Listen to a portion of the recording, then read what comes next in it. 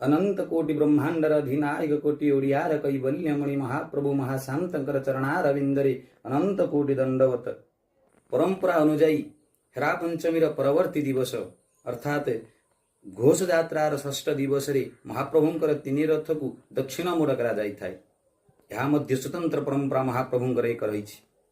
श्री गुंडीचा मंदिर मध्य षष्ठ दिवस सकाळ धूप नीति समापन हेबा परी महाप्रभुंकर आज्ञामाल को नहीं महाप्रभुंकर पालिया सेवक माने तीन रथ को तीनोटी आज्ञामाल नहीं प्रवेश करिथांती। आज्ञामाल महाप्रभुंकर जीवा परे तीन रथ होइथाय दक्षिण मोड़।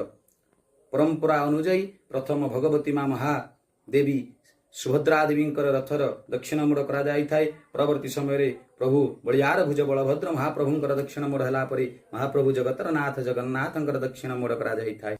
रथ दक्षिण मोड़ हेबा समय रथ उपरे घंटुआ मानकर घंटनाद सहित डाहुक मानकर रथ गीत गायन होइथाय। तत्परे तीन रथ श्रीगुंडीचांकर सिंहद्वार आसी श्रीगुंडीचा मंदिर नाकचण द्वार मध्य स्थापना करा जाइथाय। जय जगन्नाथ जय जगन्नाथ जय जगन्नाथ।